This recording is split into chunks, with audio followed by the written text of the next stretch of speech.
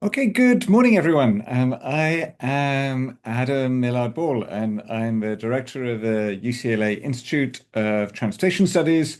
I co-direct the new UCLA Center for Parking Policy, and I'm really pleased to invite you or welcome you all to a mini symposium, the first that the Center for Parking Policy has organized on eliminating minimum parking requirements.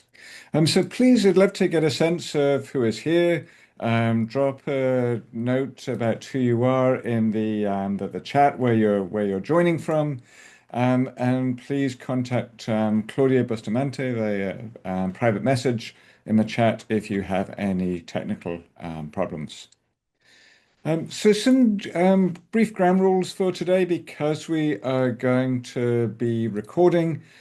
Please keep your video off unless we call on you during the Q&A. And in that case, turn your video if you can and ask your question. And again, contact Claudia if you have any technical problems.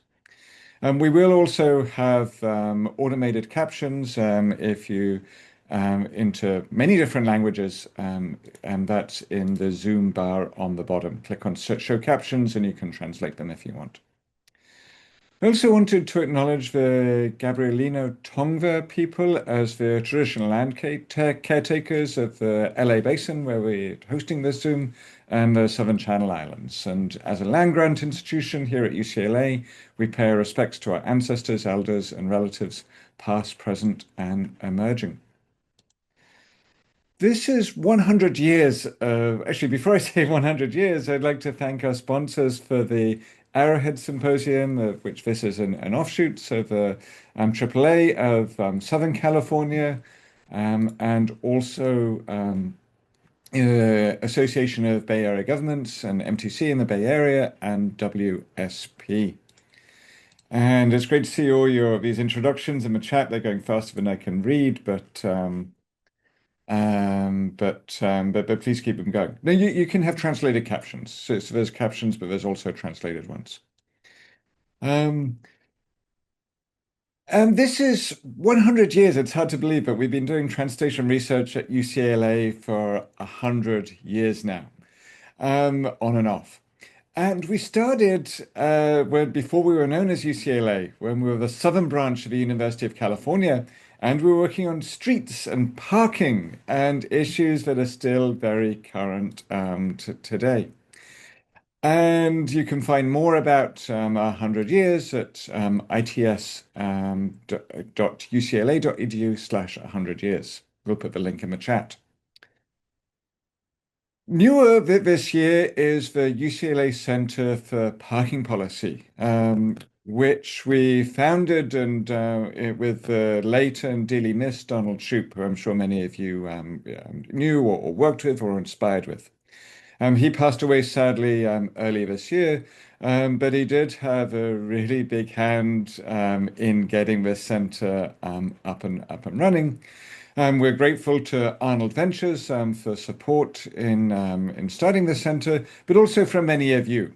And so we've raised $30,000 from generous donors so far, and we'd love to have your support to keep the center going and do continue its work in translating parking policy research so it has an impact on the ground. So a rough agenda for today. We have two panels. The first is both share experience from various cities across the country that have eliminated minimum parking requirements. And we'll be sharing research and resources that can help planners and community leaders understand what to expect. And after those two sessions, we'll have Q&A during the sessions as well, but we'll have several breakout sessions following the formal programming, which are much more interactive. There are a chance for you all to dive deeper and discuss specific topics as they emerge from the main sessions. So with that introduction, I would like to hand it over to Ellen Schwartz, the manager at the UCLA Center for Parking Policy, who is going to kick us off with the first panel. All right, thank you all for coming today. Our first session brings together planners and public officials from three cities that were among the first to eliminate minimum parking requirements. First up is a presentation from Sarah Broden. Sarah is a Mexican-American architect, attorney, professor, founder of the National Zoning Atlas and National Preservation Atlas, and author of Key to the City: How Zoning Shapes Our World. She is also the former Planning Commission Chair of Hartford, Connecticut, and today she will provide some brief background information on minimum parking requirements and then share insights on parking reform in Hartford. Then we'll be joined by Daniel Volland. Daniel is an optometrist, small business owner, and dog dad who is passionate about housing abundance, active transportation, and public health. He's a city council member in Anchorage, Alaska, and he'll be sharing the story of parking reform in Anchorage. And then we'll hear from Erin Qualls, who now works with SCJ Alliance Consulting Services, working out of their downtown office in Sandpoint, Idaho, located within a historically remodeled building that was made possible by parking reform. Erin is a Strong Towns contributor, the former president of APA Idaho, and the former planning and community development director for Sandpoint, and he'll be telling Sandpoint's story today. After their presentations, Juan Matute will lead a Q&A and open it up to you all to ask questions to our speakers before we head into the second session. And with that, I'll hand it over to Sarah. Hey, everybody. Thank you so much for being here today. I'm super excited for UCLA and their new center, and glad to be a part of the conversation. So I was asked actually to answer Laura's question in the chat, which is, what is a parking mandate? So I'm going to talk a bit about parking mandates, where they are, what they do, and then I'll turn to Hartford. And I know I have 12 minutes, so I'm watching my time here. A parking mandate is a requirement, usually in a zoning code, that requires parking for new construction or for changes of use. So it could be applied to an existing building when the use changes. Where do parking mandates come from? I think people say the first parking mandates were imposed in 1923 in Columbus.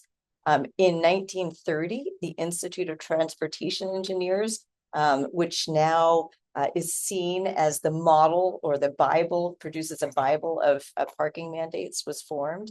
By the 1950s, parking mandates were really included in zoning codes everywhere. So here is that Bible, the Parking Generation Manual, 6th edition. And again, it's created by this body. It has a bunch of statistics about what kinds of mandates we should have for different uses. They call themselves a community of transportation professionals. As my fellow co-panelists today and others will discuss, there have been questions about whether the Parking Generation Manual is or should be considered to be the authoritative source. Donald Shoup, our leader of this movement, really looked at this and said, I don't think so. So you'll probably hear a little bit more about that. I talk a bit about this in my book, Key to the City. There's a whole chapter on how we move around our cities. And I just want to mention this anecdote in that story, because we do have somebody, Preet from Garden Grove, here today. And you may recognize this image, which is an image of Robert Schuller, a preacher who started this televised show called The Hour of Power. And this is the Crystal Cathedral. In the background, you see 1,700 cars, and then you see people seated in the foreground. And that, to me, encapsulates, at the time this picture was taken, growing interest in car culture, growing interest in accommodating cars, to the point where we were building temples and religious institutions that served people. They didn't even have to get out of their cars. In the book, I talk about Garden Grove's parking mandates. So let's just take a quick look at the parking mandates here and see how they work. Here you can see the residential parking mandates in the Garden Grove Code. This is freely available online. There's a lot of numbers here, but I just want to point you to this one. So for every home, you need 2 spaces in a garage for single family housing, you need 2.75 spaces for every unit of multifamily housing. Now, right off the bat, that might make you question, why do you need more spaces for multifamily housing than you do for single family housing? What is the motivation there? And I think some of our fellow speakers will talk a bit about that. You look at things like commercial uses, office uses, industrial uses in the Garden Grove Code, and you see one space for 200 square feet of restaurant, one space for every 250 square feet of office. So again, I'm trying to illuminate, what do these parking mandates say? So if you need one car parking space for every 200 square feet of restaurant space where you're serving people food, that actually means, if you look at the parking requirements, you need about 200 square feet for each parking space.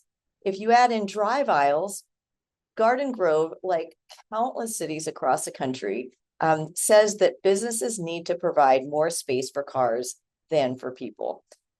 And this is, I think, the fundamental issue when we're talking about parking mandates. Are they rational? Are they reasonable? Are they necessary?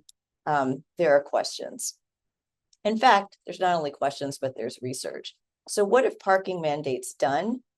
Studies have shown that where you have high parking mandates, like in Garden Grove and many cities around the country, they encourage people to drive. That means more greenhouse gas emissions. It also means, especially for changes in uses, that you have to tear down buildings to provide parking. And importantly for me, it has raised the cost of housing. So that first slide where you saw almost 3 parking spaces from one single multifamily housing unit, this is a little bit crazy, a little over the top, especially if the same is true for a studio apartment as for a 4-bedroom apartment. Does not make sense. I know you're going to hear from Tony Jordan today from the Parking Reform Network. They do a fantastic job of tracking local ordinances. Before I got to Hartford, I just wanted to spend 1 minute on another project that takes some of that information and maps them. And if you're online, check out zoningatlas.org/atlas. And I saw in the chat lots of people from California, Colorado, New York City, Virginia, North Carolina. A lot of these states we've fully completed. We've done Columbus. We're about to launch St. Louis.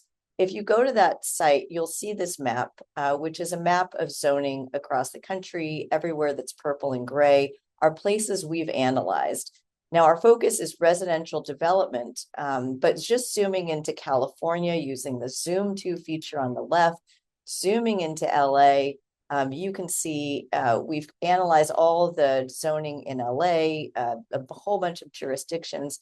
I've selected LA here. You can do that in the Zoom menu.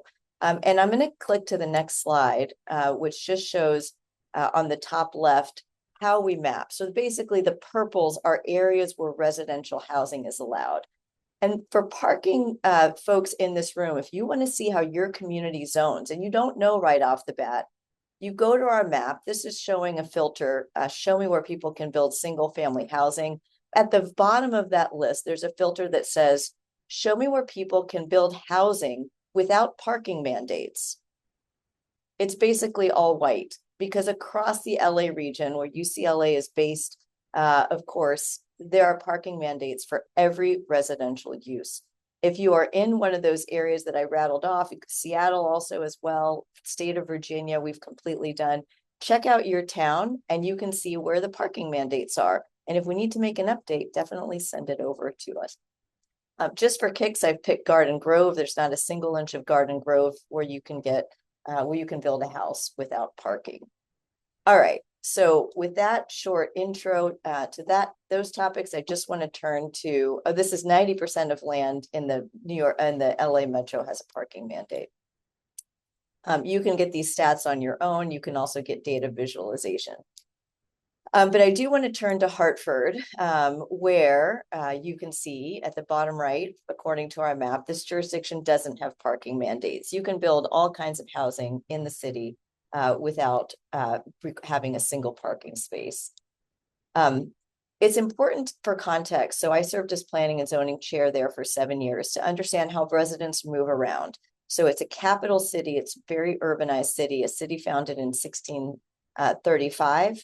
and a low-income city. 29% of households don't have access to cars. Many use public transit, some bike. The city is highly compact. This might be different in our couple of other examples that you're here in this first panel. The city is very historic. As you can see on the left, an example of our industrial architecture, but lots of parking lots around the city. This is right across the street from that building. Here is the Goodwin Hotel, right across the street from that, this surface parking lot in the heart of downtown. In fact, this is where I lived when I lived in Hartford, a brownstone right on Bushnell Park, surrounded by parking lots. Just to give you a sense of the scale of the issue, this is right across the park from downtown. As chair of the Planning Commission, we did a significant effort to rewrite the zoning code. We did it top to bottom. We passed a new code in January 2016. And one of the great things that I think we did with this code is that we eliminated mandates. Here's the chart, lots of text here too, but we basically eliminated minimum parking requirements. We actually imposed maximum parking requirements, working together with the community, talking through some of the issues. We said, well, yeah, let's cap this. We definitely don't need more parking lots in the city of Hartford. We also included design guidelines for parking lots, so they weren't those ugly parking lots that you saw, where we instituted trees and landscape. The process of developing the zoning reform was hugely successful. We eliminated parking mandates as part of that, and we got some attention from Streets blog. I love that blog. If you don't know it, do check it out. But this is an example back from 2017 of a building that had been built right off the heels of the new zoning code, a repurposed office building to residential. And with that change of use, there was no parking mandate trigger that affordable housing development could proceed in the heart of downtown successfully without parking. Just a couple of lessons from Hartford. We certainly combined parking reform with lots of other things. Again, a completely new zoning code. We eliminated public hearings for housing. We upzoned a lot of areas, meaning we made it more dense. We created a lot of mixed use zoning. And again, we really put an emphasis on landscaping, because the other thing parking does is it creates hardscapes that water can't run off, or that water runs off rather. And you need landscaping to create not only a better stormwater management system, but also reduce the urban heat island effect. What have these changes brought? So we have an increased number of housing units, a 35-year single permitting high in 2024, reduction in development costs, lots more flexibility, and importantly to me as a preservationist, we've promoted reuse. Just a couple of other examples, vacant lots at the corner of Park and Main Street being a main street in Hartford. These had sat vacant for decades. They were developed with brand new mixed use housing. Similarly, a vacant lot north of downtown, there had been a stadium project, and the developer of the whole stadium project said, I want to build housing.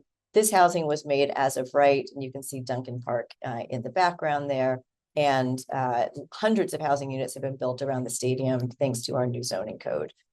I'll also say we've hopefully created a lot of bike infrastructure. Instead of parking mandates, we've included bike mandates in the code. The Center for Latino Progress is one of our great nonprofit organizations that has supported the bike infrastructure with bike training and bike classes. And I talk also in my book about how zoning codes can go beyond just the parking mandates issue, but complete the street through street design principles. It's my pleasure to introduce our next speaker from Anchorage. Also, the full state of Alaska is up on the zoning map. And you can see in the bottom right, Anchorage is one of those wonderful jurisdictions without parking mandates across its entire geography. So Daniel Volland, I know you're going to share your slides. Here's how to keep in touch with us, and I look forward to some Q&A. Thank you.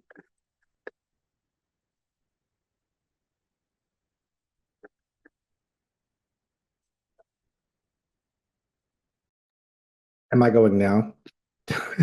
I think so. Oh, okay, perfect. I wasn't sure if that was my full intro for if I was waiting for a moderator. But Great to be with all of you.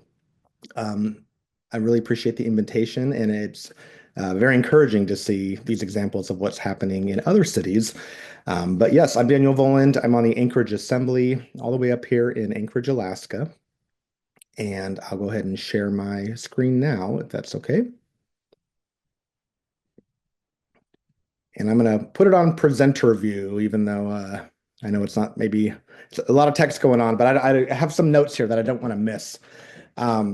Some of these slides are repurposed from a presentation that I did to my colleagues when it came time to advance this legislation. And then some of them are new, so it's kind of an amalgamation here. But here are some photos of some of Anchorage's more illustrious parking lots. And I think you can kind of see the beautiful mountains in the background there, and then this huge expanse of pavement. You're not sharing your screen. We don't see Oh, I'm anything. not sharing the screen. Okay. Let me make sure. I appreciate that.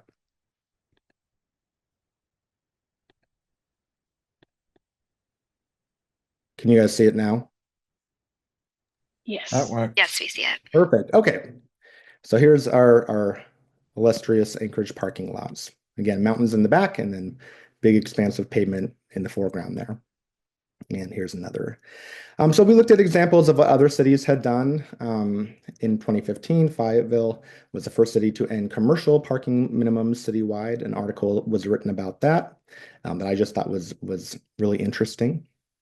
And then who were the champions of our parking reform? I was elected in 2022, and Anchorage was in a really interesting political moment at that time. We were coming out of the pandemic. There was a lot of tension and friction between folks over issues like vaccinations and mask mandates, and a lot of tension between the legislative branch, the assembly, and the mayor at the time. So when I was elected, I had this policy, and I wanted to team up with folks kind of on both sides of the political spectrum and see if we could move this forward. So on the left, we have Forrest Dunbar, who served on the assembly with me at the time, is now a state senator. He's an attorney. He serves in the National Guard. He represents East Anchorage, which is a very diverse and politically mixed district in Anchorage. I'm Daniel Voland, of course. I am a local optometrist. I own a clinic in downtown Anchorage, and I was elected in the most progressive district in Anchorage.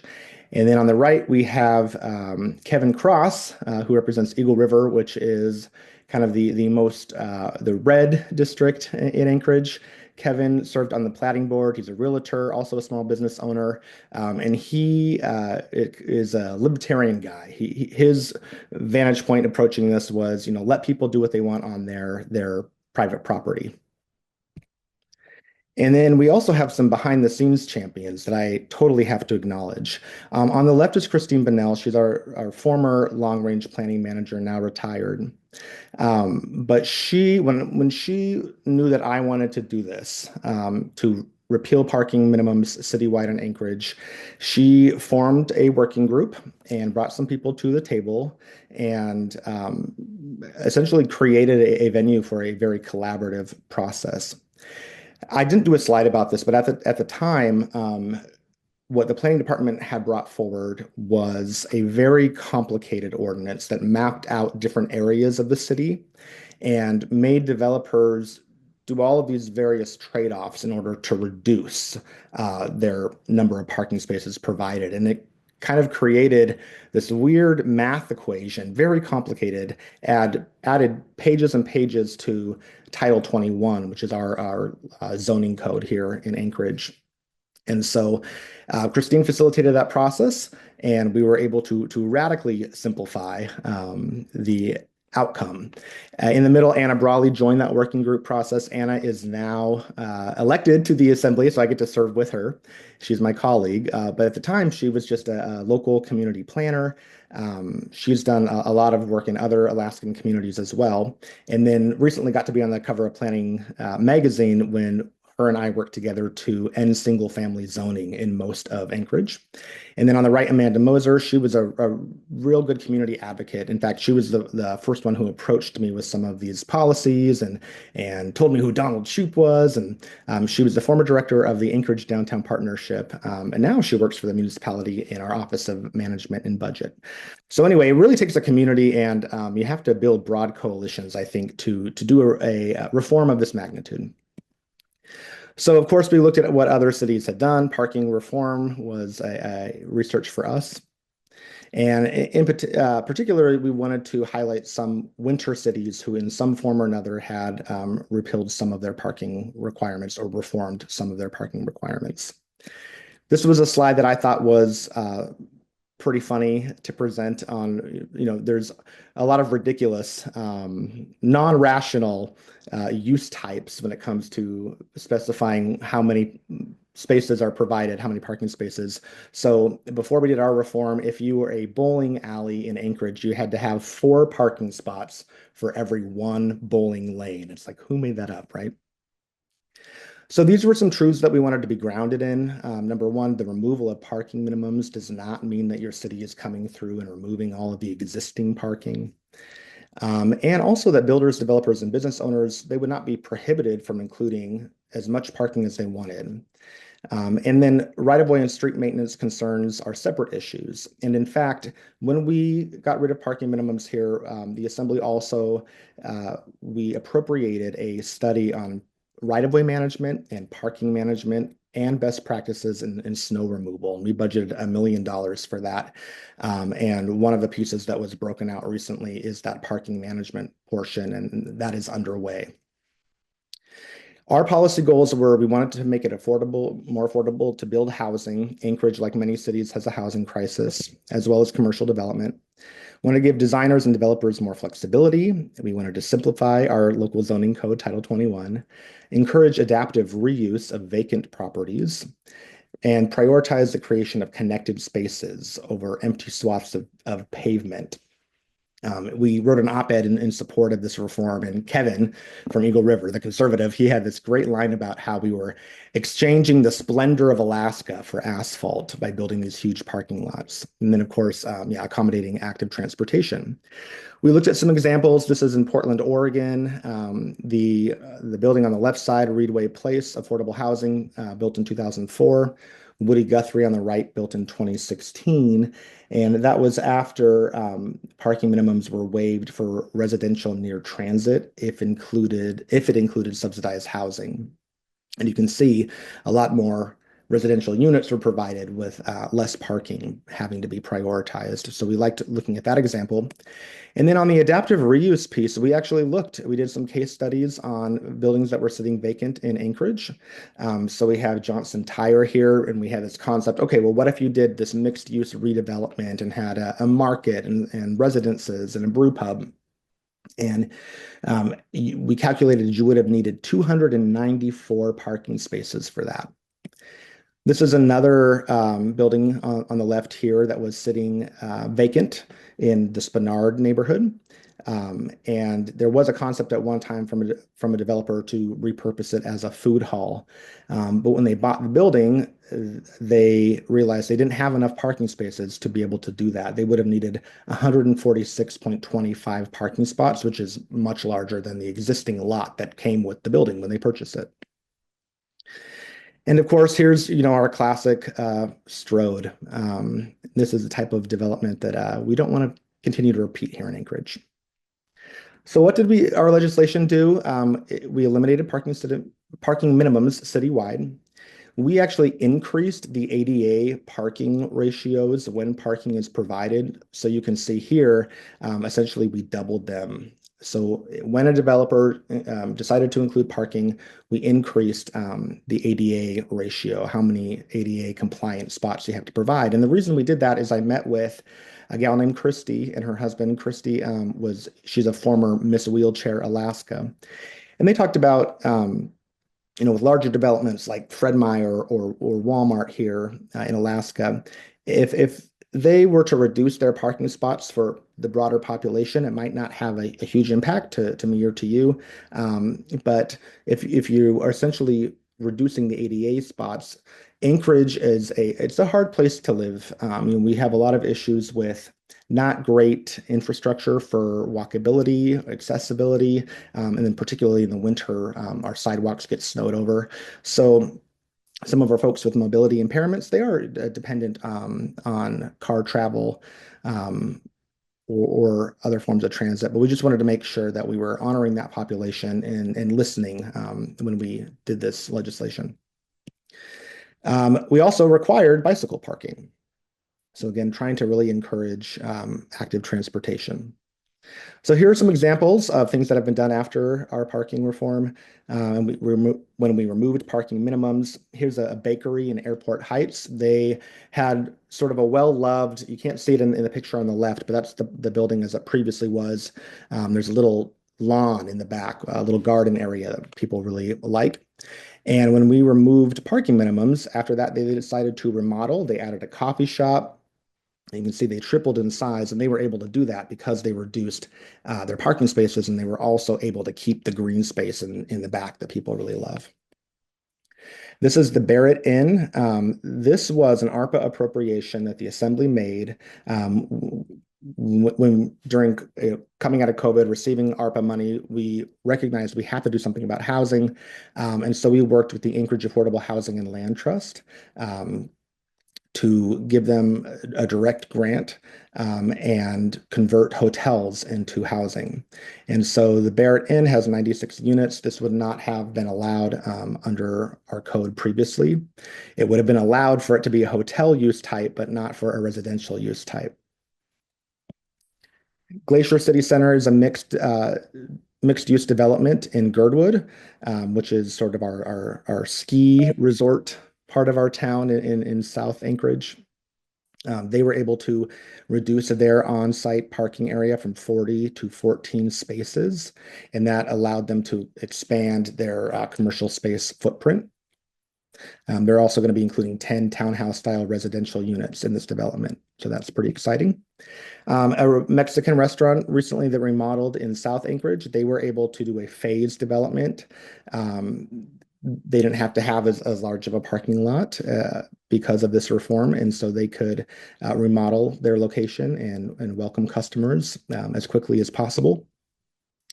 And then one of the questions that we were provided in the organizing of this presentation was, are builders still providing parking? And I would say, yes, they are here in Anchorage. Most new developments are still providing parking because the free market wants it.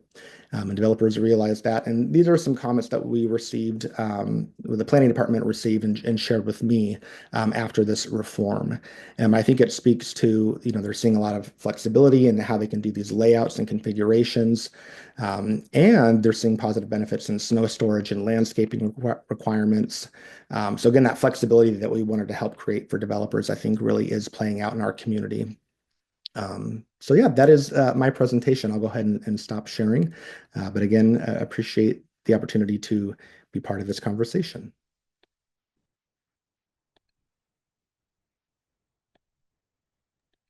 And I guess, am I turning it over to our next speaker? Yes, thanks, Daniel. I'm Aaron. Okay. Hi. I'm going to turn it over to Aaron.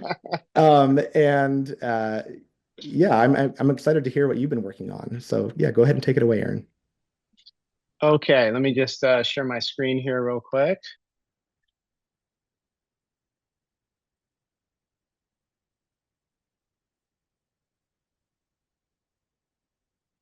Okay, hopefully y'all see the full screen on this. Oh, let me go back to the beginning. My name is Aaron Qualls. I am with SCJ Alliance.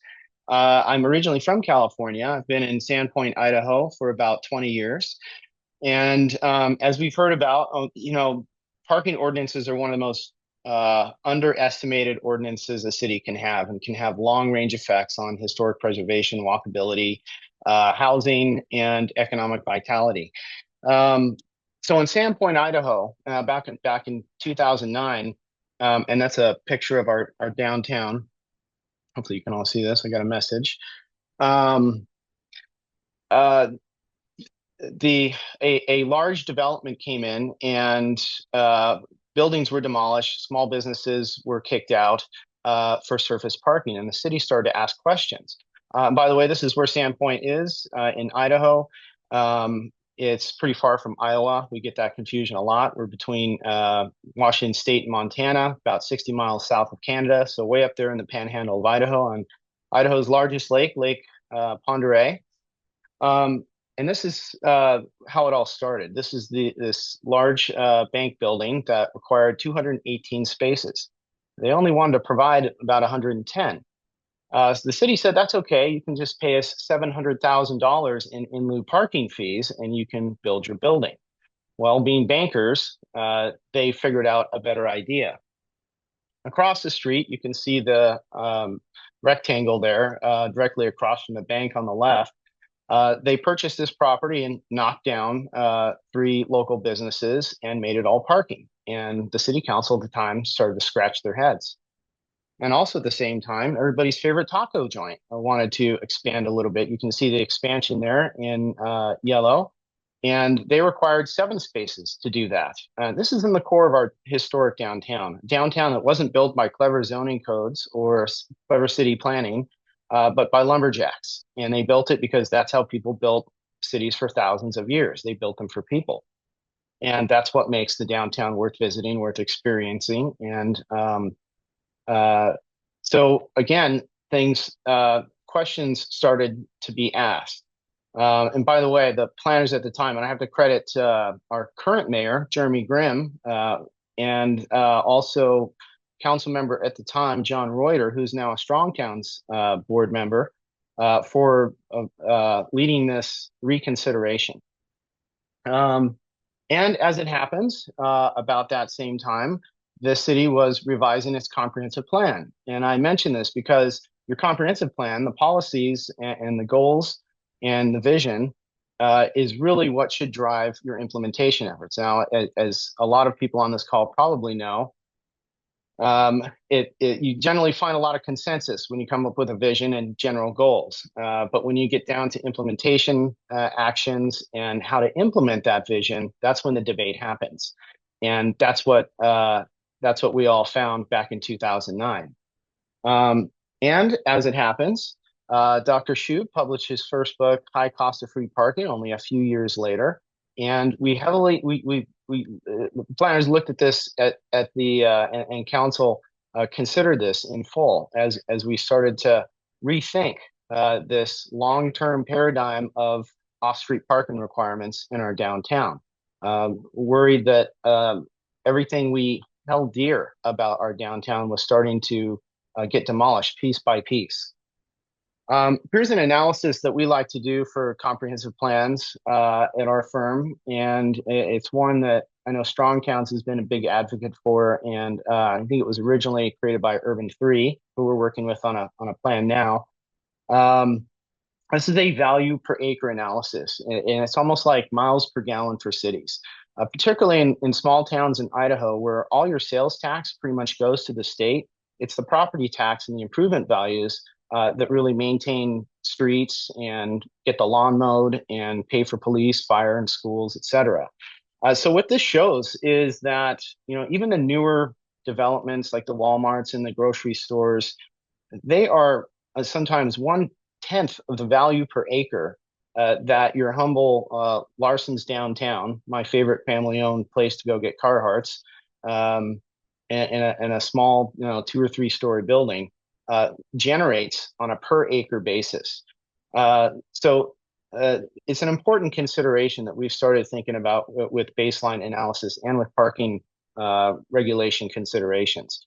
Because you can see and we're showing like basically 4 cities in this map. Sandpoint's downtown is where the deepest arrows are, right there on Lake Pend Oreille. And then across the highway is Pend Oreille. And you can see their value per acre is much less, and that's due in large part to the vast amount of parking that you see associated with big box stores.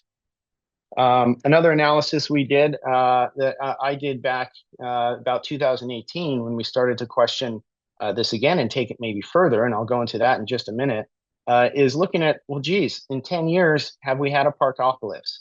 Has all the surface parking been removed? And no. And the reason is because developers do want to maintain parking. And the essential question, which the other presenters kind of alluded to, is, well, how much do you want this to be market driven, and how much do you want it to be government controlled?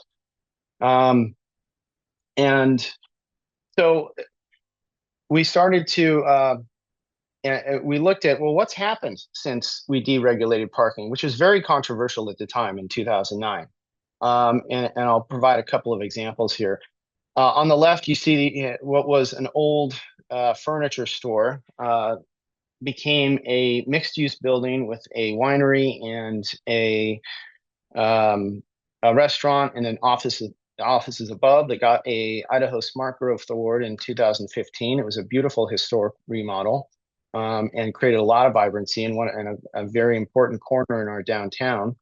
And another example was a remodel of of a previously existing family restaurant. It wasn't really family oriented, honestly. But this is the Into the Hive, which is a very popular music venue, which would have triggered a whole lot more parking requirements downtown. And it draws people, Canada's not that far, but it draws people all the way up from Creston and from Spokane and all over to see the bands that come here. It's a really beautiful job, and it's created a lot of vibrancy in our downtown, which back in 2009, downtown really suffered, as a lot of small towns did, especially ones who were transitioning from a more resource-oriented economy into tourism. Sandpoint's story is more complex, I will say, because we have a variety of businesses, not just service industries, but aerospace and high tech. And in support of our emerging high tech, small town high tech industry, here's another example. A local tech startup started by a couple guys in their garage, now employs over 100 people right downtown. And they wanted to remodel an old steel building that was originally designed to house lumber supplies indoor. So they remodeled it into a tech startup, and the parking requirements that would have, been required of them before that small amendment in 2009 would have made the project infeasible. And they may have very well gone away to somewhere like Spokane or Seattle. And this project alone increased the assessed value of that property by over $2 million. And that's huge for maintaining things. One of my other favorite examples is Matchwood Brewery. The building you see in the distance there, that's inside the brewery. And before, it was an industrial building that just a warehouse, essentially. Now, what was interesting about this, and I was the planning director at this time, the line went right through the middle of the building. So I could have made all kinds of interpretations. If I would have decided, well, sorry, the building's not fully in the boundary, therefore you have to provide 42 spaces, which would have, again, killed this project. And this has become another great landmark anchor business in our downtown. It hosts a variety of great community events. It's also kid friendly, which I appreciate because I have a 4-year-old. So I was able to interpret that they were in the exempted area, even though the line was right through the middle of the building. So they have 12 spaces, and there's an abundance of on-street parking nearby, and it's never really been a problem. Also, a lot of people are able to walk and bike to this area, and that's also a piece of the story. So that old vacant lot, or that lot that became demolished for parking for the bank, because of the parking requirements, is now a popular food truck court across from our farmers market. So it's been extraordinary to see the results, and it was in just 10 years of what happened when we deregulated our parking in the downtown core.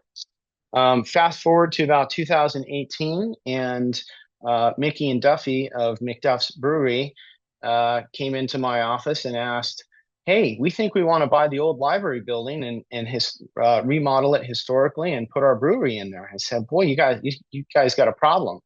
You're just outside of the exempted zone. So that's going to trigger a whole lot of parking requirements unless we can change the code. And that's exactly what we did. We expanded that area beyond where it was, having been able to demonstrate what the positive effects were. And by sheer coincidence, as it happens, this is my office today, where I'm presenting from. And they did a beautiful job inside and out. You can see there's even a covered patio that's very popular in the summer, where that would have had been asphalt, plus a whole lot more. At that time, we were also able to do a lot more in the zoning code, in the parking code. So I wasn't able to get the residential exempted in that additional area. It was commercial only, but in the downtown core, I don't know if you can see my cursor, that remained completely exempted. And we also took a hard look at our dimensional requirements. Like, for example, drive aisles. If you don't need them to be 25 or 26 feet, you can reduce that by just a couple of feet. You just gained, maybe 300 or 200, 300 square feet on a 100-foot drive aisle, which could mean additional business space, housing space, and tax revenue for the city.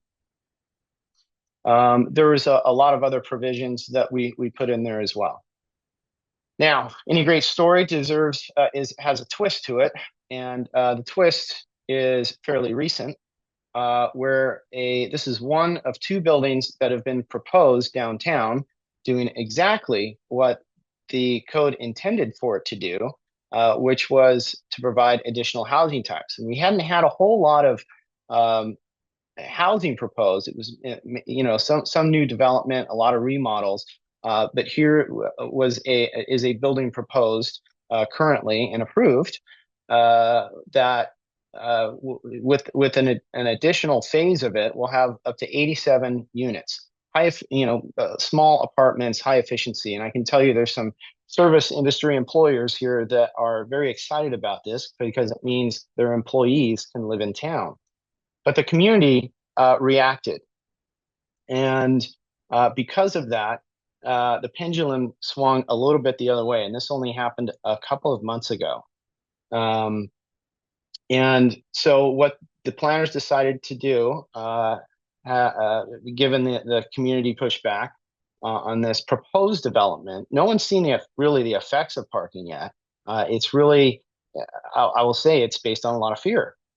Which I always question when you're revising code or policy, when it's a fear-based motive than an actual problem that you can that you're trying to address.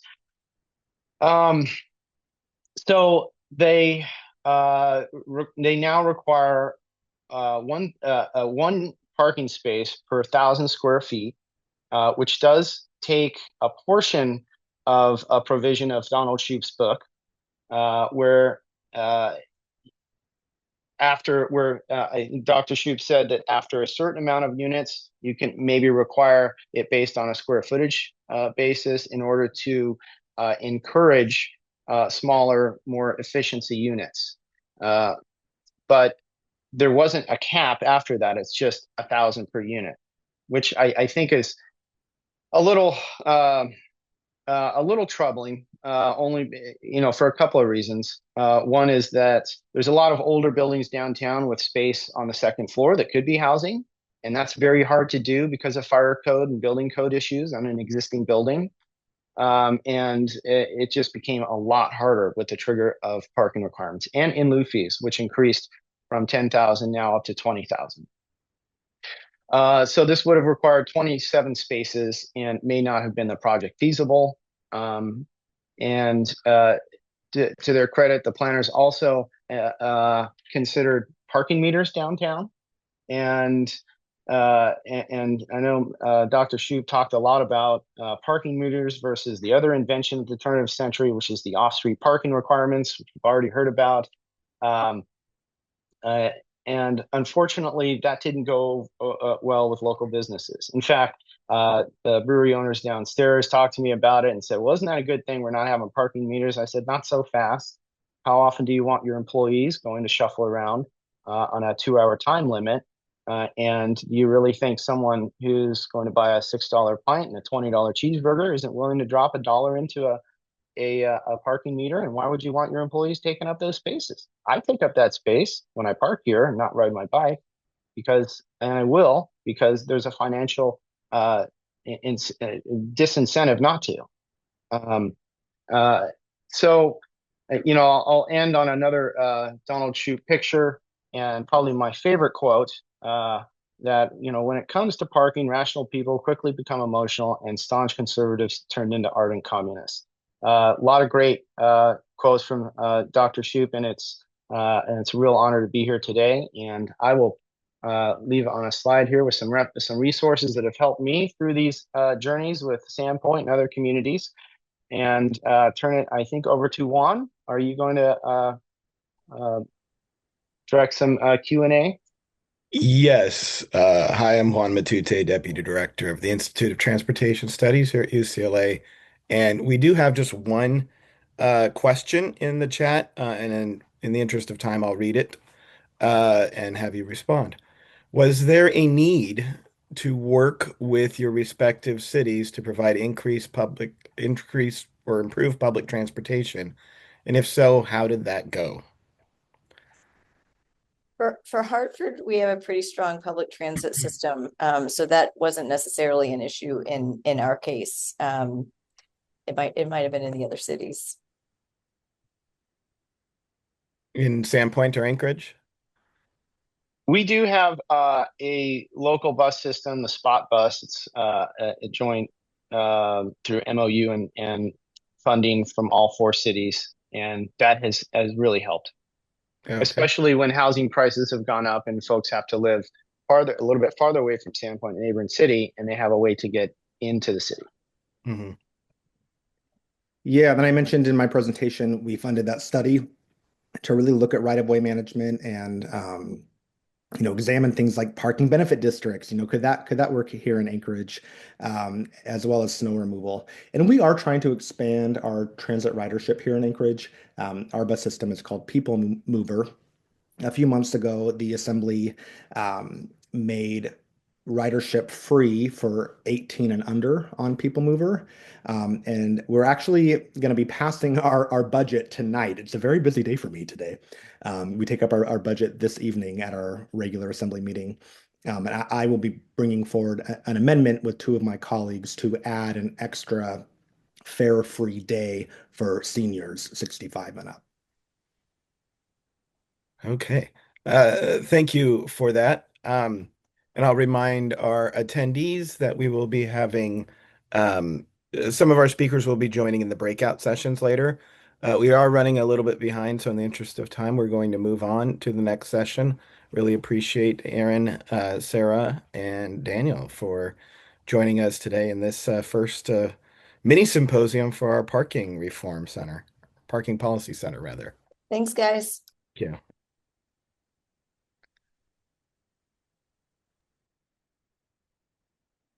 All right, thank you, everyone. In the next session, we'll continue exploring local success stories, and we'll also learn about research and resources that can help planners and community leaders understand what to expect after eliminating minimum parking requirements and navigate what Professor Shoup and others have identified as next steps.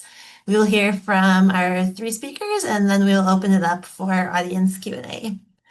We'll start with Daniel Hess, Professor of Urban and Regional Planning at the University at Buffalo. Central to Daniel's research is addressing interactions between housing, transportation, land use, and other public concerns. He has authored multiple papers on the outcomes of minimum parking requirement reform in Buffalo and New York, and we'll share some of those outcomes today. Then we'll be joined by Evan Manville. Evan has spent 3 decades working on programs and policies to cut climate pollution. At the state of Oregon, he led the creation and adoption of the revolutionary parking reforms and led several parking reform publications. He is also a board member of the Parking Reform Network, and today he'll tell the story of parking reform at the state level in Oregon and what's happened in cities across the state since the changes took effect. And finally, we'll hear from Tony Jordan, the president of the Parking Reform Network. Inspired by reading The High Cost of Free Parking, Tony founded Portlanders for Parking Reform in 2015 and went on to co-found the Parking Reform Network in 2019. Tony will share more about the work of the Parking Reform Network and discuss broader trends we're seeing in parking reform across the country. And now I'll turn it over to Daniel. Thank you so much, Daniel, and what an honor to be here on such a great panel. I am Evan Manval. I live in Salem, Oregon, our state capital.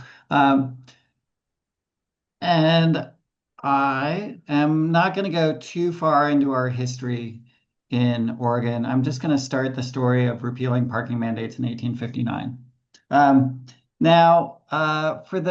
Oregon became a state in 1859, and like most states, we didn't know what to put in our constitution, so we just copied somebody else's constitution. It's sort of like parking mandates. We just say, we have no idea, let's borrow from them. And Indiana's constitution included a two-thirds quorum requirement for the legislature to meet and vote on things. Moving a bit forward in history, in the late 60s and early 70s, out of control development was a big concern for our farmers and foresters and city dwellers. And so our legislature passed something, Oregon's Land Use Planning Program, and it created a department called the Department of Land Conservation and Development. And this is Governor Tom McCall, who's a famous figure in Oregon. He signed it into law and was a big force behind it. So we created state land use planning. We had a department called the Department of Land Conservation and Development. That's the logo there. And for a while, they kind of eased along and said, okay, what do local cities have to do to meet the state standards? And we talked about various things, but we were mainly just yelling into the internet. We weren't knowing what to do for 1990. Now, fast forward a little bit further. Sorry, my power is going down. In 2019 and 2020, we had that quorum issue. Now, Republicans started fleeing the state when Democrats were. Seems like Evan's power went out. Yeah, Looks like the power went out in Oregon. We'll let Evan continue when he comes back, and we'll go right into Tony Jordan's presentation now. Okay, one second. Hello, everyone. Man, I was really looking forward to. I can't wait for Evan to get back because I'm looking forward to hearing the rest of his presentation. But I will go. So my name is Tony Jordan. I'm the president of the Parking Reform Network. Thanks to all the great folks who have gone and spoken here, and thanks for having me here. It's really set up a lot of information that normally I'd have to present, and now I can just get to some fun stuff. So I'm going to talk about parking reform as a movement. I'm going to start out a little bit too about my story, which is a kind of city story and a cautionary tale, etc. So how did I get here? How did I get to be a parking reformer? Well, I read a blog post in 2010 on a website called Metafilter about Donald Shoup's work. And so I clicked on some of these links and I got interested and I checked out the book from the library and I read the whole book, High Cost of Free Parking. And I pretty much got obsessed from that point on. And the first thing I did was I went like any respectable advocate or agitator would do, and I looked at my own city's zoning code in Portland, Oregon. And what I found was kind of surprising, which was that as of around 2010, this isn't exactly that, but this is a map of Portland and all the places in blue. After I read the book, what I found was they didn't have parking requirements at all in these zones. In 2002, the city of Portland had passed a pretty comprehensive and groundbreaking transit-oriented parking reform that exempted parking requirements along corridors and near transit stations. So the circles are near our MAX stations and the corridors are the bus lines are all in blue. So this meant there wasn't really anything to do as far as I could tell. So I went to see if my employer could do a parking cash out, and I kind of just waited. But then about 2 years later, something did happen. And it started actually back in the 1970s when we were going to build a bunch of more freeways through our city. And there was one called the Mount Hood Freeway that was supposed to go down the street called Division Street in Portland near where I live. They never built this freeway. We actually kind of rebelled against it and then built transit instead. But in the buildup to this freeway, they condemned a bunch of property and tore down a bunch of buildings on Division Street. So right around 2009, it was pretty. It was a cool street if you were a hipster, which most people were in Portland at the time. But but there were a lot of parking lots and kind of low density buildings. Then in 2011 or so, someone came and built a building with no parking, an apartment building with no parking, and it leased up, and it was kind of like blood in the water. Developers just showed up and started building. So 5 years later, you can see there were just apartment buildings being built all up and down this corridor. It's now a fantastic restaurant location. The kind of final straw was a building got approved that had about 80 apartments and no parking spaces in it, and the neighborhood went crazy, and the city responded by proposing to add parking requirements back. They weren't terrible, but they did go to require them back. So I said, hey, Professor Shoup, my city's got a problem. I wrote to Don. I started making a mailing list and trying to get some people to agitate against this, and went to city council, but we lost. In April 2013, the city approved minimum parking requirements for those large apartment buildings again. So we took a step back. And the main reason for this, in my opinion, or a big reason for it, was that we didn't have good on-street management, good permits, good meters. We still kind of don't, but at the time that was also the city kind of was caught on its heels and didn't have an answer to the neighbors that were upset. So I didn't give up. I embarked upon a bit of a practical education. I got put on a bunch of committees. These are all the committees I served on over the last 15 years in the city of Portland. About halfway through, I realized, okay, if we're going to pass any or implement any of these policies we're suggesting, we're going to need some local advocacy. So I founded a organization called Portlanders for Parking Reform in 2015, I mean. And use that as a way to just kind of build a coalition with the nascent YIMBY movement and bicycle and other transportation advocates. And over time, we organized, and around 2016, 2015, we started winning. We stopped them from expanding parking requirements into a part of town, Northwest Portland, that hadn't had them.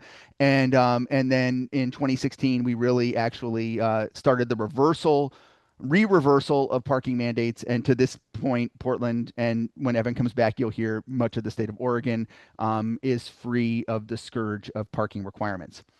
It was after this that I started looking around and saying, okay, it was really hard for me to, other than the generosity of Professor Shoup, it was hard for me as an advocate to find out how to actually fight parking requirements and push for good on-street parking policy in my city. So I started conspiring with some friends, and we formed an organization called the Parking Reform Network in 2019, which we launched in 2020.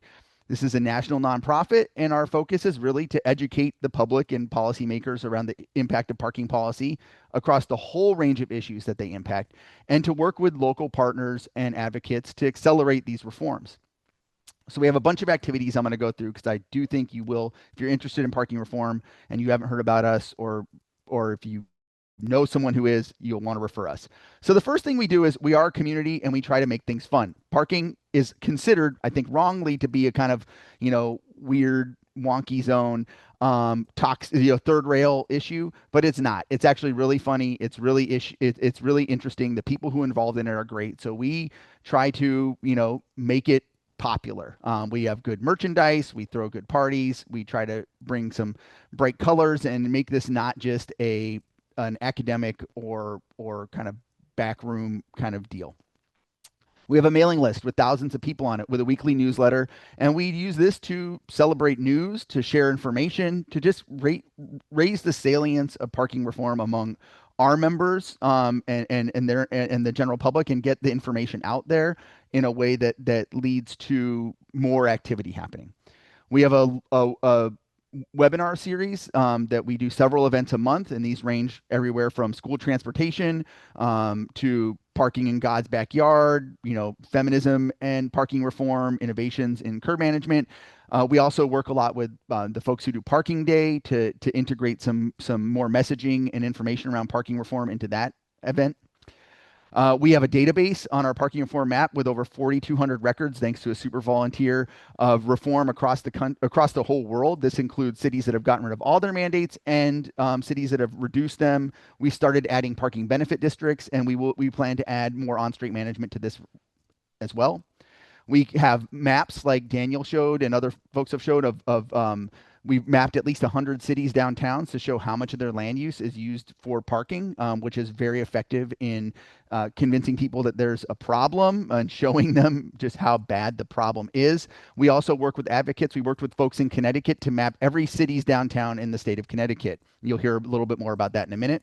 And we do some other things like research reports. We aren't just parking mandates. We work on parking benefit districts and on-street management as well. We have a guidebook here. It's not just for activists, but it's geared towards how to think about on-street management and what to do with that money.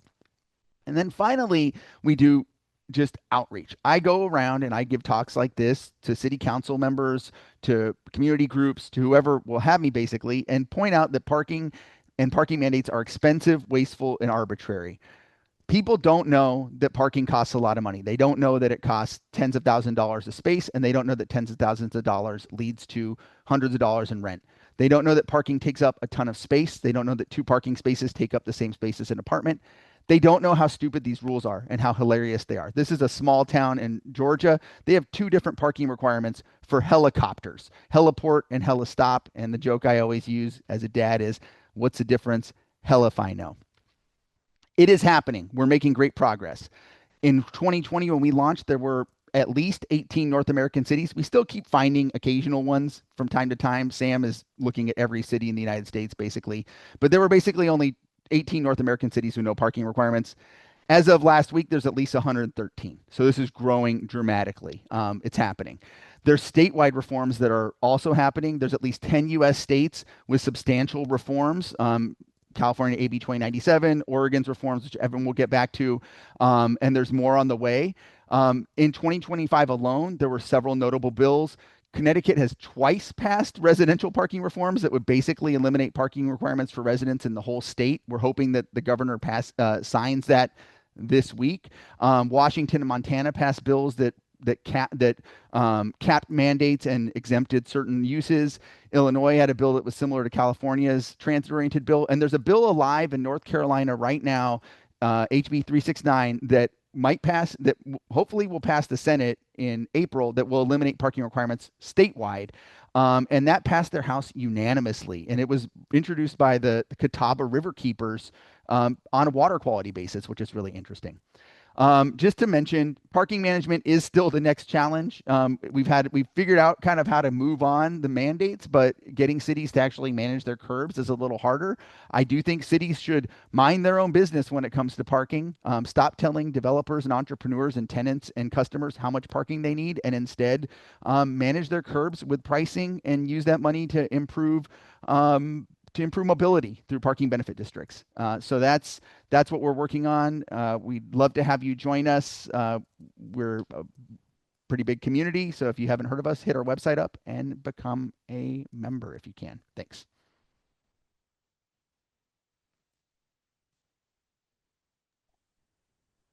Thanks, Tony. All right, I'm going to jump back in. Always great. Thanks for everyone's patience. To jump back, so in 2019, 2020, the Republicans fled the state when the Democrats were trying to pass climate legislation, and that made our governor pretty angry. And so in 2020, Governor Kate Brown said, "We'll do it ourselves," and she issued an executive order to 15 state agencies saying, "Take action on climate." And you can see down here a collection of staff and commissions from the Department of Land Conservation and Development. And what we did is we passed a program called Climate Friendly and Equitable Communities.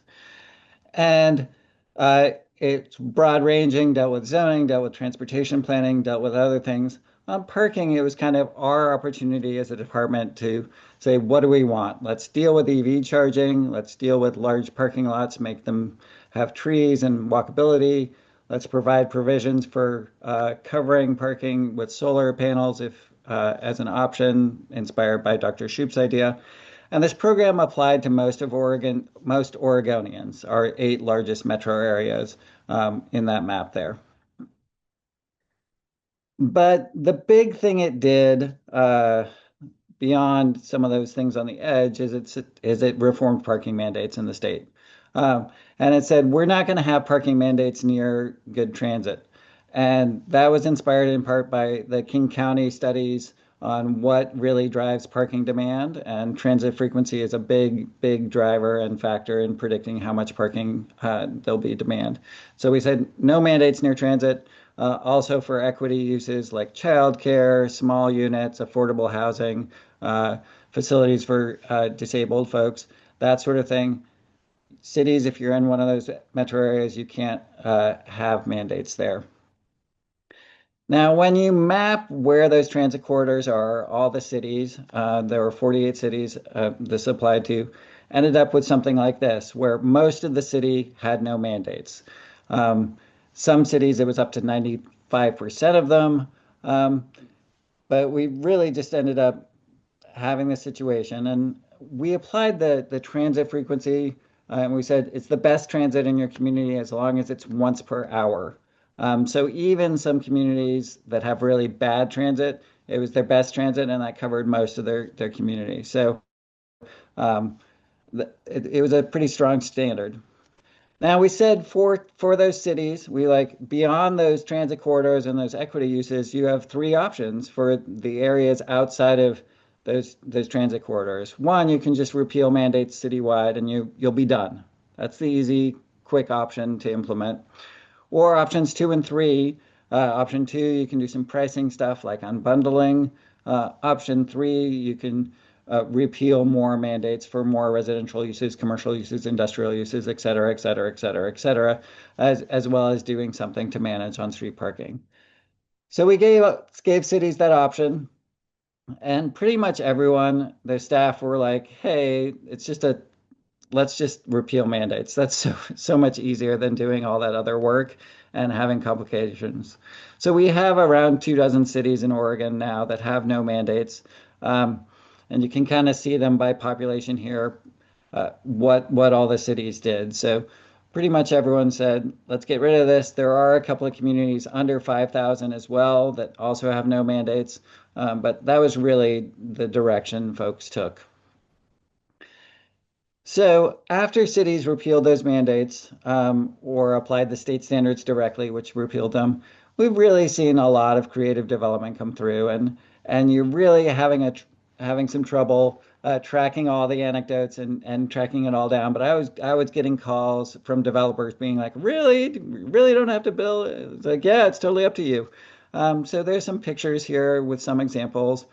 Places like an adult an adult care facility that had 12 units, but they only had 5 parking spaces. They couldn't fill those 12 units, even though none of those people drove.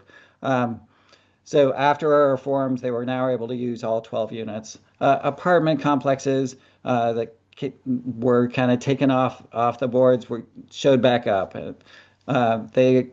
Some commercial facilities like this restaurant in red. They're like, oh, we can actually redevelop this now that we have flexibility around parking. We saw 2 units go to 4 units.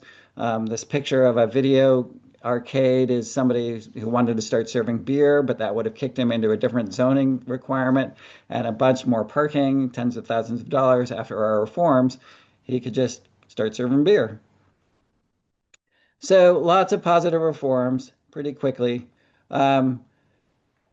We also, as Tony mentioned, said, hey, the next challenge now that we don't have these costly parking mandates is managing our on-street parking. So we developed an intense 132-page document called the Parking Management Jumpstart Guide. And we kind of met cities where they're at. Do you need striping? Do you need time limits? Do you need meters? Do you need a parking benefit district? And we really provided lots of resources, case studies from around the state, small cities, larger cities, a city of 10,000 on the coast doing parking meters, that sort of thing. And we developed hey, here's a back of the envelope estimate on what your parking meter might look like in terms of your cost to you and the income you might come into. People can play around with that. And some other resources. We're really trying to provide the resources for cities to make it work. Advice for state reform. So if you're able and out there, state level reform, just the politics, make a lot more sense in a lot of ways than local reforms. But if you're doing state reforms, connect it to a larger goal. Say, this is about housing affordability and combine it with a bunch of other policies. And so it doesn't need to be the spotlight. That's what we did with our climate friendly equitable communities. We combined it with a lot of things that were more controversial, so it wasn't as controversial. We still got sued unsuccessfully, and we still had legislative efforts to repeal it, but it moved forward. It's okay to phase in, have stronger requirements for larger cities. Looking back, our program offered too many nested choices. So some cities ended up with analysis paralysis instead of just saying which one of three. It's like, oh, in this subset, there's subset. So provide some local control. That's fine. But say if you don't do anything, if you can't decide, the default is you don't have mandates. And presume that there are some cities out there that are going to try to think of a way around your mandates. Say, hey, we'll unbundle parking, but only charge $1 a month for it. So we had pre-thought that through, and we required it to be at market rate and do some other things. Similarly with how folks measure transit. So lastly, make sure that cities are provided resources. They're understaffed and they really need help making parking reforms work. So we provided consultants and financial assistance to help them get their parking reforms done. If instead you're working locally, please frame it up right. Make sure that you're talking about costly parking mandates and people understand that it's a heavy-handed government thing that's being done. Try to get good voices in the room. Don't make it all rich white homeowners who own 50% more cars than renters and think that everyone owns 2 to 4 cars. People bring their own experience, so try to have a diversity of people there. And then just when you're at a decision point, offer different ideas. Okay, does it make sense to repeal them downtown for single room occupancy everywhere in transit? People have intuitive reactions to these, and it's a real hodgepodge. So try to offer up different ideas and see what can garner a majority of votes. So that's kind of the overview of the Oregon story thus far. Look for more. I'll drop some more resources into the chat. Feel free to connect me and follow me. And thanks for your patience with my technical difficulties.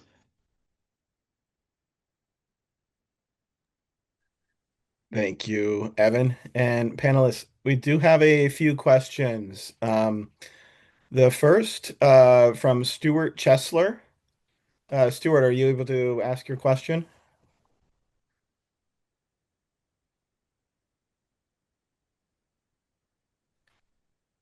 Okay. I can't. Oh, here I go. Yes. Are there ever situations where it makes sense to have minimum parking requirements? It seems like a lot of these applications are in historical downtown cores, but I was thinking like maybe other areas outside of them. I would say no. And like so you're correct that there are places where people are going to need parking, and the market is pretty good at figuring that out. And as a previous question said about lenders, lenders are pretty reluctant to not color too far off the line. So if you're managing the on-street parking well, the private market should figure that out pretty well. Or actually often it overbuilds just because of the past trends. But I can't think of an example, but I'll ask Tony and Daniel if you have. I think Evan's answer was correct. I think you should use on-street management if there's a parking problem, and at best, I mean, at best, you can predict the amount of parking that a building's going to need at one point in time in one place. It's impossible to actually come up with a number that makes long-term sense. And we know that they've caused a lot of damage. So I would say probably, the city, if the city really has an issue, they can price the curbs, and then the developers have to make the right choice. Donald Shoup called minimum parking requirements a great planning disaster, among many of his humorous phrases. So I think I don't think we would go back. The original idea was to prevent parking spillover. If we had a place where parking spillover was going to be a great nuisance to other land uses or to neighborhood streets, neighborhood residents, then you could think about minimum parking requirements. But I think we are, like the other presenters have said, I think we've now found other ways to manage and solve it. Yeah, Thank you. not to speak for Donald, but I think maybe the headquarters of the Institute of Transportation Engineers would be one place that would be subject to their requirements. Thank you, Stuart. Thank you. Matt Kronberger has a question as well. Yeah, good morning, and thanks for all of your presentations. As someone who just was a uh, parking operator and charged a fair amount of money at an arena in Long Island, New York for off-street event-based parking, I was very enthusiastic to charge for parking and help our arena's bottom line. Um, is there enthusiasm from the operators like SP Plus Metropolis, Laz, etc., for those folks that do charge for off-street parking and parking reform and sort of pushing that demand into a higher value off-site, privately managed, privately, private cost absorption by those folks? Are they interested? Or is there crossover? Are you at their conferences? That kind of thing. That's for everybody. I'd say not enough. I am going to IPMI. I've been to parking conferences. I think there are definitely some enlightened operators and also some and for on-street management, we did an event with Arrive recently. So I think that there's some, but it's not. I think it's really variable. I can tell you as an organization that seeks sponsorship from anyone to do this work, that hasn't been coming necessarily from there. But I go to those places and I think that there should be it's a natural thing for them to be interested in my opinion. Yeah, maybe I agree with Tony that there should be more crossover. I think the operators of private parking probably have a really good sense of how to set the prices right to meet the demand. And in the cities of upstate New York, at least, many of these private off-street parking operators are dealing with parking demand near special event venues at peak times. And so they know a little bit how to handle those, set the prices right and handle the volume. Yeah, we probably should have more interaction. I'll also just add, I think there's a lot of startup kind of company. The younger companies that are kind of getting in the space often are founded by people who have a little bit more theoretical background in why this is bad to have the parking requirements or not manage the on street. So I think that some of those companies are definitely more Shoupian in their approach.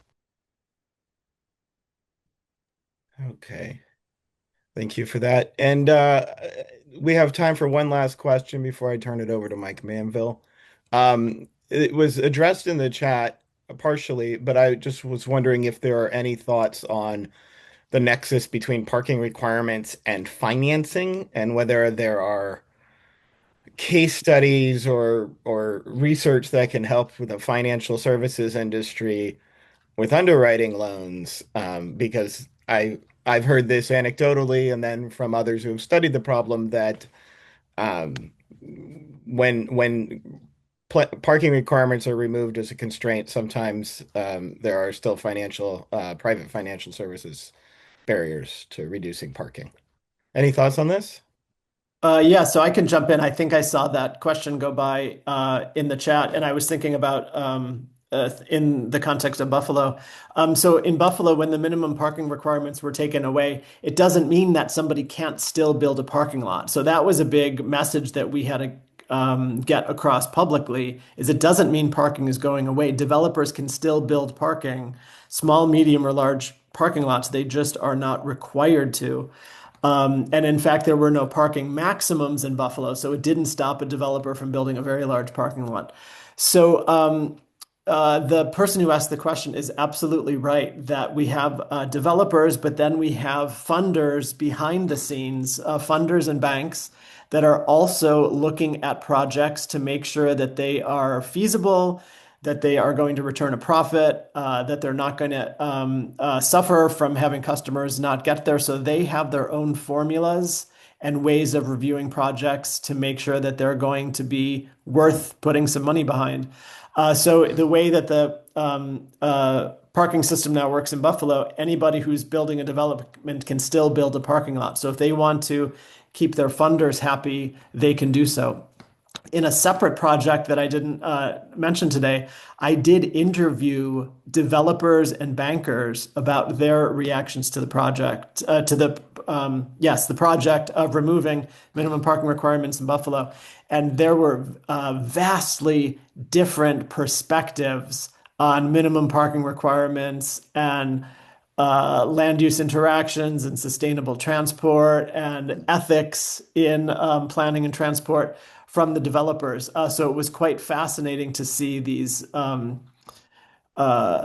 different perspectives. Donald Shoup had always told me that he felt that bankers had very fine-tuned ways of reviewing the parking supply that was coming along with new developments that we never knew about because they won't say what they'll approve and how they approve it and their methods for doing so. But I found these very different perspectives on minimum parking requirements. But at the end of the day, in a city like Buffalo, where there are no parking maximums, developers can still build a parking lot that satisfies this review and funding process. Mhm. I would only add to that great answer that I think one we saw in Portland, it took someone doing it, and then when you can prove that the business can work, other investors will follow. Like that it can kick off a feeding frenzy. I also there's other it's not just bankers. Like I have a whole stack of papers from the shopping center conference I went to that shows like for a lot of businesses, especially chains, they have their own internal requirements that they impose upon the developer. So brokers and realtors like of condos also have their opinions on this, so it's hard. I think the main benefit is on the margins. This makes an immediate difference for small scale incremental developers building missing middle type housing. This can help them become bigger developers, right? The big developers already have a pro forma and investors, and they know how their business works. But this allows smaller businesses, whether they be on both ends, building and commercial development, to experiment with different types of business models and different customer bases. And so you can see a few more homes built in every building or different types of development without these mandates that aren't requiring the big financiers to come on board. Thank you, Tony. So thank you all, Evan, Tony, and Daniel, for joining us for this session. It's been very enlightening. I'm now going to turn it over to Professor Michael Manville, who's co-director of the UCLA Center for Parking Policy. Mike. Thank you, Juan. And thanks everybody for attending our first mini symposium. And thanks, of course, to our panelists from both sessions. That was great. I am mindful of the fact that we're running a bit behind, so my closing remarks will be somewhat brief. I think all I want to say is just it's remarkable to me listening to this, the different sessions, how far we've come in the world of parking reform. When I first started studying these issues, which wasn't, I mean, it wasn't recently, but it wasn't that long ago. I mean, the general consensus was just kind of like, well, these things are here and they're causing a lot of problems. And this is, we're kind of rolling a boulder up a hill to try and get any of it to change. But I think what's evident from our sessions today, both from the research side and the experience of our practitioners, is that this can be changed. There's real momentum behind the change. And because of that momentum, there's a lot to be learned, right, from each other and from people who are working in other cities and actually making some of these gains that, 15, 20 years ago, someone might have said were just kind of a flight of fancy. And so we heard, from Sarah about the importance of sort of doing parking reform in combination with other reforms. From Daniel, a great point about parking being a way to appeal to people across the political spectrum, parking reform being a way to appeal to people, in a time when politics are so polarized, there's something for everyone in getting rid of these silly parking mandates. I also really appreciated Daniel's example that apparently before Anchorage's reform, there was an assumption that no one ever carpooled to bowling league night. Just think, I don't think that's accurate. People do. You drive with the team. I could go on, right? I mean, Aaron had this great example about how at different points, the sort of invisible harm that that the parking requirements cause becomes visible, right? And it'll happen in different ways when a bank knocks over two businesses just to meet a parking requirement, when the beloved taco stand can't expand, and so forth. And I think what we learn from folks like Tony, from Evan, is the ways that you can capitalize on that. That when people start to understand, you can then step in and make it make a persuasive argument, and maybe even make it to as Tony's example illustrates, maybe even make this kind of fun. So I'm very heartened by everything I've heard today. I'm very excited to have had this symposium, and to also maybe make this the beginning of a broader conversation